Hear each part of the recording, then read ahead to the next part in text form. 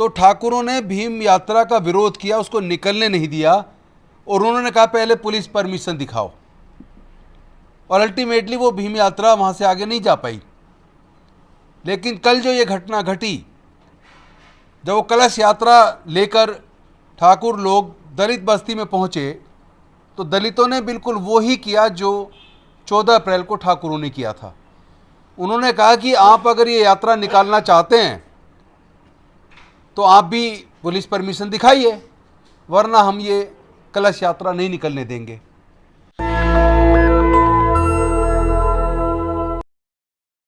नहीं, देखिए, पहली बात तो हम लोग सभी धर्मों की आस्था की इज्जत करते हैं, लेकिन इस घटना में आपको 14 अप्रैल तक पहुंचना पड़ेगा, पीछे जाना पड़ेगा। 14 अप्रैल को उसी सेम गांव में, एटा जिले के, भीम यात्रा निकल रही थी, और उस भीम यात्रा, जब वो भीम यात्रा ठाकुरों के मोहल्ले में पहुंची, तो ठाकुरों ने भीम यात्रा का विरोध किया, उसको निकलने नहीं दिया और उन्होंने कहा पहले पुलिस परमिशन दिखाओ, और अल्टीमेटली वो भीम यात्रा वहाँ से आगे नहीं जा पाई। लेकिन कल जो ये घटना घटी, जब वो कलश यात्रा लेकर ठाकुर लोग दलित बस्ती में पहुँचे, तो दलितों ने बिल्कुल वो ही किया जो 14 अप्रैल को ठाकुरों ने किया था। उन्होंने कहा कि आप अगर ये यात्रा निकालना चाहते हैं तो आप भी पुलिस परमिशन दिखाइए, वरना हम ये कलश यात्रा नहीं निकलने देंगे। पुलिस आई, जद्दोजहद हुई, अल्टीमेटली समझा बुझाकर निकलने दिया। लेकिन मैं इसमें ये पूछना चाहता हूँ उत्तर प्रदेश की सरकार से, उत्तर प्रदेश की सरकार ये पक्षपात क्यों करती है? जब मामला आता है भीम यात्रा निकालने का, जब मामला आता है बुद्ध उपदेश का, तो वो परमिशन नहीं देती। लेकिन यहाँ तक कि कई बार तो अपने खुद की जगह पर अगर बाबा साहेब की प्रतिमा लगाती है तो उसको भी उठा के ले जाती है सरकार, पुलिस। तो पूछना मैं ये चाहता हूँ कि आखिर उत्तर प्रदेश की सरकार डॉक्टर बाबा साहेब अम्बेडकर जी से इतनी नफरत क्यों करती है कि जब वो परमिशन मांगते हैं मूर्ति लगाने की, या वो तथागत बुद्ध के ऊपर अगर वो कोई धम्मदेशना करना चाहते उसके लिए परमिशन मांगती है, या भीम यात्रा निकालने के लिए परमिशन मांगती है, तो या तो परमिशन रिजेक्ट कर दी जाती है कई प्रकार के बहाने बनाकर, या उसको इतना लटका दिया जाता है कि जो डेट मांगी गई वो डेट निकल जाती है। और एक तरफ बिना परमिशन के हिंदू धर्म को मानने वाले लोग कई प्रकार की यात्रा निकालते रहते हैं, बिना किसी परमिशन का निकालते रहते हैं। उनको तो पुलिस रोकती नहीं है, बल्कि फैसिलिटेट करती है। तो ये जो दोहरा मापदंड है, ये उत्तर प्रदेश की सरकार को बंद करना चाहिए। और जो एटा के अंदर हुआ वो प्रतिक्रिया उनकी क्रिया की प्रतिक्रिया थी। राजपूतों का ये कहना धार्मिक कार्य की कोई उसके लिए परमिशन नहीं होती, ये तो हमारी परंपराएं चली आ रही हैं। देखिए, डॉक्टर बाबा साहेब अम्बेडकर को लोग भगवान मानते हैं और वो हमारे धर्म से जुड़ा मुद्दा है। उन्होंने हमें तथागत बुद्ध का धम्म दिया है। तो वो जब भीम यात्रा निकाली जाती है, या बुद्ध जयंती पर यात्रा निकाली जाती है, या धम्मदेशना की जाती है, वो सारे मसले धर्म से जुड़े हुए हैं। अगर आपकी आस्था है और आप चाहते हैं हम आपकी आस्था की इज्जत करें, तो आप भी हमारी आस्था की इज्जत कीजिए। लेकिन तमाम लोग ये भी कह रहे हैं, जो लोग 3000 सालों से बोल नहीं पाते थे, आज वो ठाकुरों का विरोध कर रहे हैं। इनको ताकत कहां से मिल रही है? देखिए, इनको ताकत संविधान से मिली है। जब से भारत के अंदर संविधान यात्राएं निकलनी शुरू हुई, संविधान सुरक्षा सम्मेलन शुरू हुए, संविधान सम्मान सम्मेलन शुरू हुए, और बुद्धप्रिय मौर्य जी से लेकर मान्यवर कांसीराम साहब और तमाम दलित समाज के नेता, बौद्ध नेता, पिछड़े वर्गों के नेता, बहुजन समाज के नेताओं ने जब से तथागत बुद्ध के बारे में, डॉक्टर बाबा साहेब अम्बेडकर के बारे में, बहुजन महापुरुषों के बारे में, ज्योतिबा फूले जी के बारे में, साहू महाराज के बारे में, पेरियार रामास्वामी नायकर जी के बारे में जागरूकता का एक अभियान पूरे देश में चलाया है, और संविधान की वैल्यू का लोगों को पता चला, तो उनको अपने अधिकारों की समझ आई, और उनको ये भी एहसास हुआ कि हमारे 3000 साल की गुलामी डॉक्टर बाबा साहेब अम्बेडकर जी ने तोड़ी है, और ये तोड़ने में संविधान की बड़ी भूमिका है। तो उनको अपने अधिकारों का भास हुआ, अपने अधिकारों का ज्ञान हुआ, तो उनके अंदर ये बोलने की ताकत आई है। पर ये भी कहा जा रहा है कि इस घटना को नजीर बनाकर लोग आगे और भी कदम उठा सकते हैं। देखिए, मैं एक तो बात स्पष्ट कर दूं कि कोई भी नफरत वाली बात होनी नहीं चाहिए।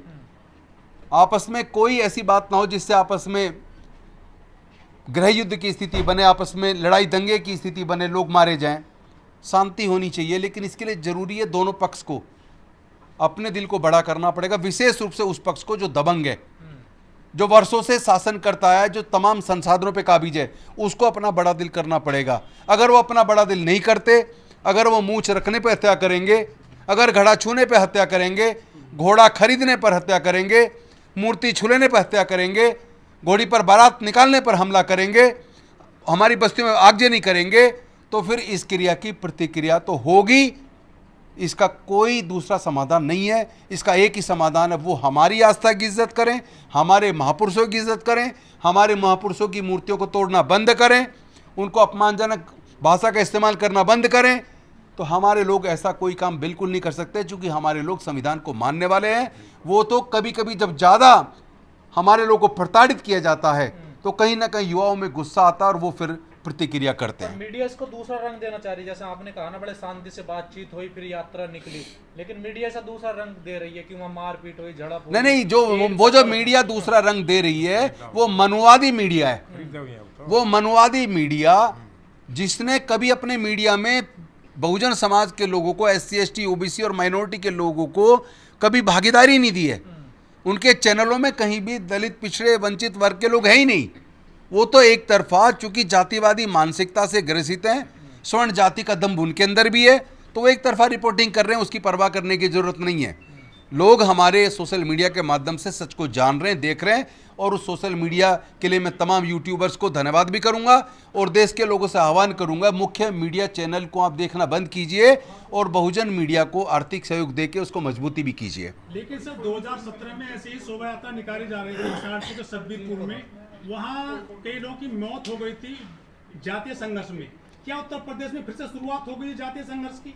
नहीं, मैं इसको नहीं मानता फिर से शुरुआत हुई है। मैं फिर से दोहरा रहा हूँ, ये क्रिया की प्रतिक्रिया है, और अगर सरकार चाहती है कि इस तरह का कोई मामला दोबारा ना आए, तो वो जब भीम यात्रा की परमिशन मांगी जाए या तथागत बुद्ध के ऊपर उपदेश रखने का 2 दिन का 3 दिन का प्रोग्राम लोग रखते हैं, गांव के अंदर कथा रखते हैं, बुद्ध कथा, तो उसकी परमिशन दे, उसको नकारे ना। अन्यथा जब आप परमिशन नहीं देंगे और आपके लोग बिना परमिशन के ये सब करेंगे तो फिर तो विरोध तो होगा। सर ठाकुर डोमिनेट कास्ट है और सरकार भी चल रही है योगी जी की, तो इतनी ताकत कहां से मिली इन लोगों को? ये तो दबे कुचले लोग। नहीं, वो तो हम जानते हैं, यूपी की जो सरकार है वो स्वर्ण जाति की, और स्वर्ण जाति में भी सही कहूँ तो ठाकुर जाति को मजबूती दे रही है, उनके लिए उनको मजबूत कर रही है, और बाकी तमाम जातियों को, यहाँ तक कि ब्राह्मणों को भी, बाकी लोगों को प्रताड़ित भी करती है। यहाँ तक कि तमाम मुख्य पोस्ट भी सारे ज़्यादातर लोग ठाकुर बना दिए हैं उत्तर प्रदेश के अंदर। जहाँ एक तरफ मुलायम जी के टाइम पर या बहन जी के टाइम पर वो लोग कहते थे कि दलित को थाना अध्यक्ष बना दिया या पिछड़े वर्ग को बना दिया, आज कोई नहीं बोल रहा, वो सारा मुख्य मीडिया चुप है। तो ये तो दोहरी मानसिकता इस मनुवादी मीडिया की हमेशा से रही है, और इस सरकार को हम देख रहे हैं, वो सरकार जातिवादी सरकार है, दबंगों की सरकार है, और कई बार तो सरकार के कंट्रोल में, सरकार के संरक्षण में गुंडे लगातार आगजनी कर रहे हैं, हत्याएं कर रहे हैं, और धर्म के नाम पे उकसा रहे हैं, जाति के नाम पे प्रताड़ित कर रहे हैं। पर ठाकुर पूरा विलन भीम आर्मी को बता रहे हैं सर इसमें कि ये भीम आर्मी नफरत फैला रही है। देखिए, भीम आर्मी तो अभी बनी है, इससे पहले दलित सेना, और दलित सेना से भी पहले दलित पैंथर, और उससे भी पहले डॉक्टर बाबा साहेब अम्बेडकर जी ने समता सैनिक दल बनाया। समय समय पे इस तरह के विरोध हमारे संगठनों के द्वारा हुए हैं।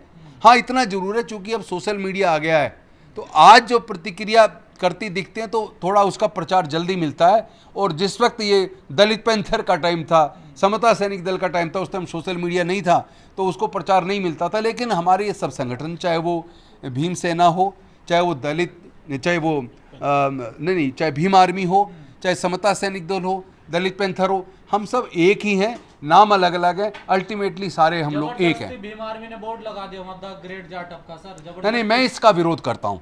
द ग्रेट जाटव लिखना, द ग्रेट चमार लिखना, द ग्रेट वाल्मीकि लिखना, ये सब गलत है। इससे हमारा समाज टूटेगा। बहुजन समाज को जाति छोड़ो समाज जोड़ो पर काम करना है। तमाम वंचित जातियों को एकजुट करना है। अपने अंदर फैले जातिवाद को खत्म करेंगे तो ही दूसरे लोगों के द्वारा फैलाए जा रहे जातिवाद का हम जवाब दे पाएंगे। शुक्रिया। नेशनल दस्तक की आपसे गुजारिश है कि अगर इसको बचाना चाहते हैं तो नेशनल दस्तक को सब्सक्राइब करने के लिए रेड कलर के सब्सक्राइब बटन को दबाएं, फिर बेल आइकन की घंटी दबाएं। नेशनल दस्तक को बचाने के लिए बहुत जरूरी है कि हर खबर को शेयर करें, लाइक करें, कमेंट जरूर करें।